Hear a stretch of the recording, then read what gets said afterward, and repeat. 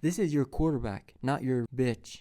Josh McDaniels watched my pregame video from last week. He wouldn't regret not running and not running those short passes right there. That made me want to jump off the 5th floor. They just blew a winnable game against the Raiders, man. If you think that was bad, we're gonna face the fastest offense in football tomorrow. Listen, before we get into the game plans of both teams, I'll show you what went wrong and what to improve on and how to learn from the mistakes against Vegas. The 5 fixes Josh McDaniels has to make tomorrow. First off, we had no run identity. We gotta fix that. 18 rushes for 60 yards? If you can't run, you lose the clock, you lose the 3rd down conversions, and you're forcing your quarterback to chuck it 40 to 50 times. I think we can fix this by, first off, we gotta mix in 2 back sets, okay? Inside zone early. And use power counters, bro, to create traffic and force defenders to tackle you in space. You have 2 great running backs. So the second thing we have to fix, their edge rushers were routinely winning the first step. No consistent slide protections or tight end chips. I think we have to call better slide protection calls, more tight end and running back chips on heavy edges, right? And I feel like there's no micro adjustments at the line of scrimmage, you know what I mean? I don't know if it's stubbornness, if it's the lineman, the players not understanding. I don't know what it is, but I'm sure it will improve. And here's why I say that, because Tom Brady was the mastermind. Tom Brady running this offense was the mastermind at, shifting the line and giving get certain gaps to certain linemen. He would half slide, full slide. He would base protect. He would do what's necessary, and I think he took heavy loads off Josh McDaniels. Third fix, they kept getting into 3rd and long because the first down runs weren't going anywhere. Remember when I said last pregame video? Short game first. Slants, quick RPOs, Stephon Diggs and Kayshon Boutte between the zones. We kind of did that one, but I didn't like the offense at all. The 4th and last thing we need to fix is I didn't see halftime adjustments. I felt like there were no halftime adjustments. I think the coaching staff were stubborn enough to keep everything as is. Yes, we led at halftime, but it's only because they missed the field goal, and I was pretty happy about it. But we got out coached. Geno Smith looked better than he actually is. It went horrible in the second half, and I think we were far less consistent. That's on the staff right there. We can counter that. How do we fix it? I think they should fix this by pre-planning how to adjust later on. I think they went in one plan A. They had this one mindset, and then it was too late when they kind of switched it. And one more thing to fix, the brain farts and the miscommunications. Remember when I said that last video?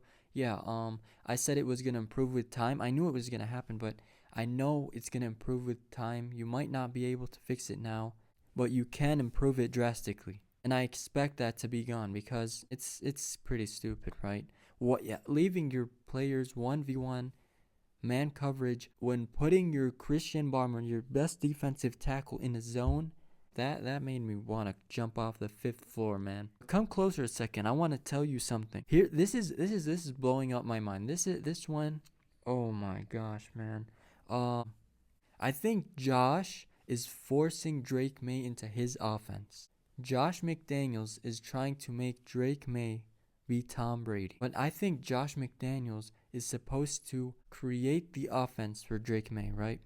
Don't make Drake Maye run a Tom Brady offense. Make Drake Maye run a Drake Maye offense. Drake Maye said he has a ton on his plate, right? Why not make Drake Maye kind of be more free in this offense as opposed to trying to make him Brady? Brady used to audible. He used to adjust the plays, right? He would check out of Josh McDaniels' plays. Josh McDaniels would be dumb enough to call a pass play on a running down, and Tom Brady would check to the down. He would kill the play. He would check to the run, and he would adjust. He would put Edelman. He would adjust routes. Like, for example, on a certain play, he would adjust and check out, and he would adjust. He would, for example, adjust a slot receiver into a post against cover 4, for example. You know what I'm trying to say here.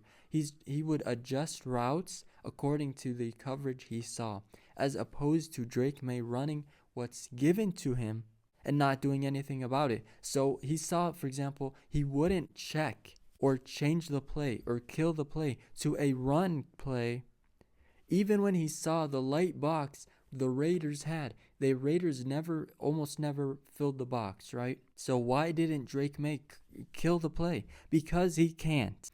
I think Josh should let go of the past. I'm sorry, even I didn't.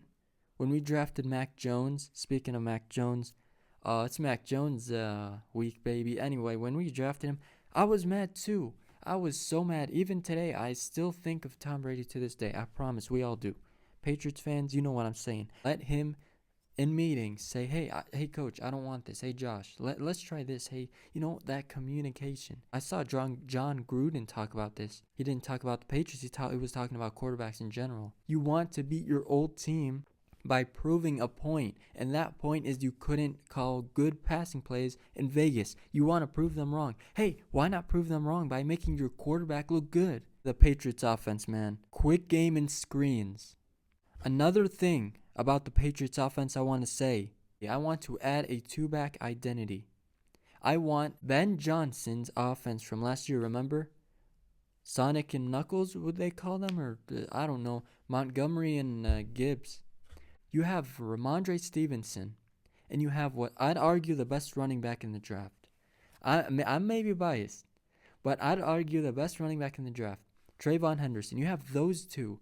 So why not run the ball? There is no excuse. You can start with inside zone. You can start with power, get the small wins, and then get the small completions. You can get them going like this, bro.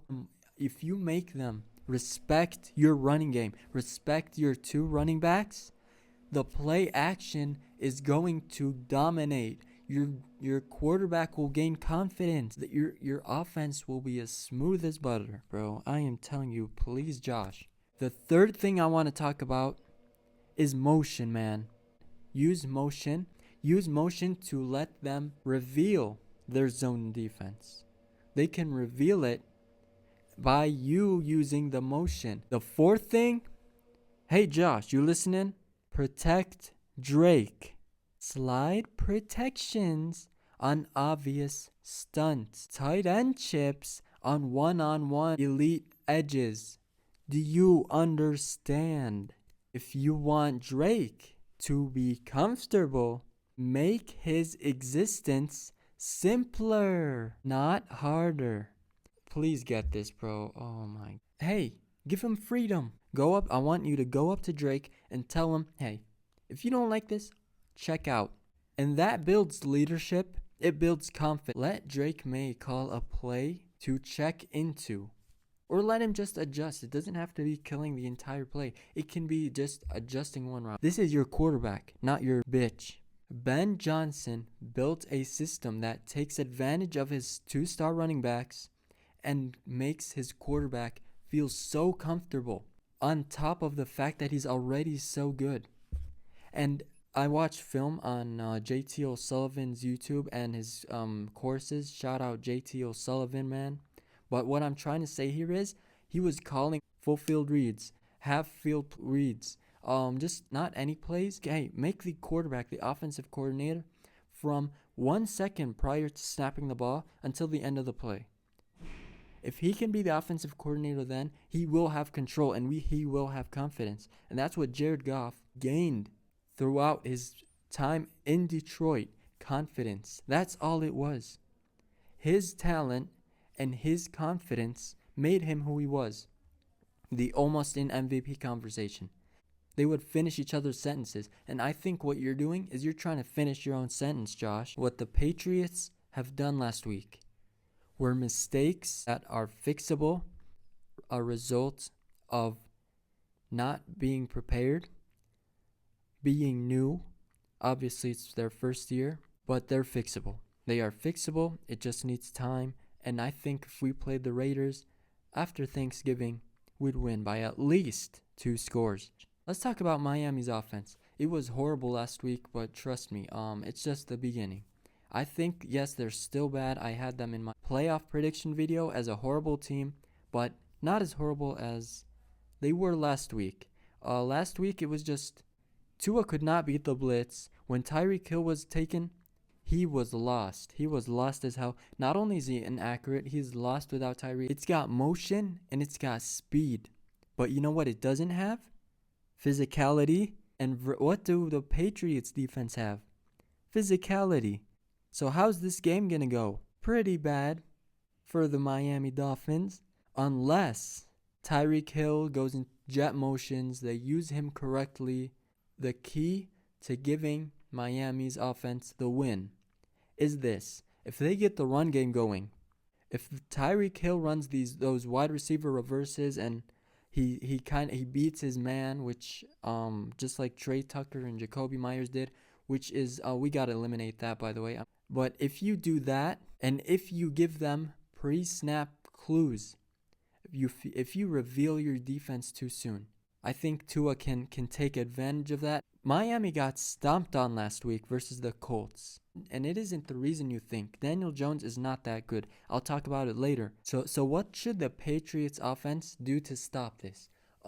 Nickel blitzes for sure. If we disrupt timing, we win. Tua did horrible against the blitz last week. Eliminate quick outlets. Tight man coverage. It's going to be man coverage. That's no secret. But we have to make it tight. If we take away Tyreek Hill, take away the run game, take away the short game, we win. Just do not reveal your defense pre-snap. Do not have the miscommunications. It's going to happen. Cheat motions. Mike McDaniels, who I think is going to get fired next week. He's going to try to make brain farts, mismatches, and just get free yards. Carlton Davis, if you see Tyreek Hill motion, you got to back up, man. And last, you have to force 50-50 balls, those contested balls. Tua is so inaccurate. He's blind. He will not win those 50-50s.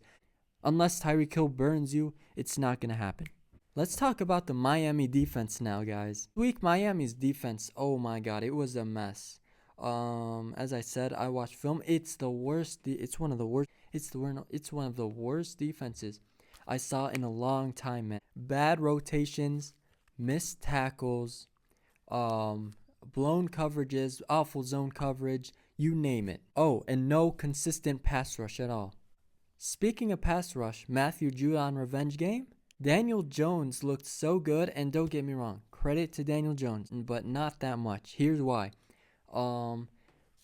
Miami Dolphins, they called a lot of zone coverage, very bad defense with no pass rush. Daniel Jones had all the time in the world back there, and even when he didn't, his wide receivers could run a route blind and still get open. I'm dead ass, bro. Daniel Jones had 272 yards? Bro, trust me when I say the offense was arguably the worst in the league last week, and I'm telling you the defense was worse. So that has a lot to say about the defense and about what the Patriots can do tomorrow. Run early inside, just call zone beaters. Obviously according to the coverage, I hope Drake Maye starts killing the play or adjusting if you see cover 2. Run a bang 8 outside. Just adjust. Just don't kind of take the product and kind of switch it up a little. I mean, I'm not asking him to be Tom Brady. I'm just asking him to be the free quarterback I know he is. If it goes well, Miami's going to get embarrassed. If Vrabel nails this disguise, pressure, discipline to fit his offense into Drake Maye. He should fit Drake Maye into his offense. You can't silence your own quarterback, Josh. That builds confidence. That builds wins. So to conclude here, man, both teams sucked in week 1. Let's be real. The team with the best chance to improve and has less severe mistakes, more fixable mistakes. What the Patriots have done last week were mistakes that are fixable, a result of not being prepared, being new.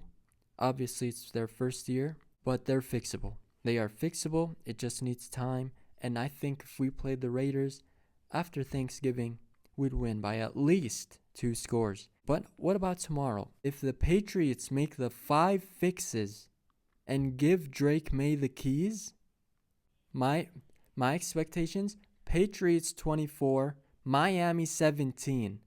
1-1. Get the momentum going.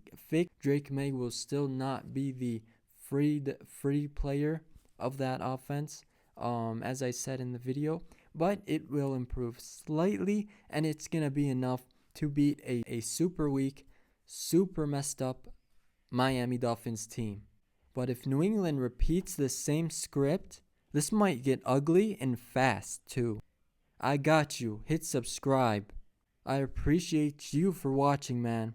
You're the GOAT. As always, until next time.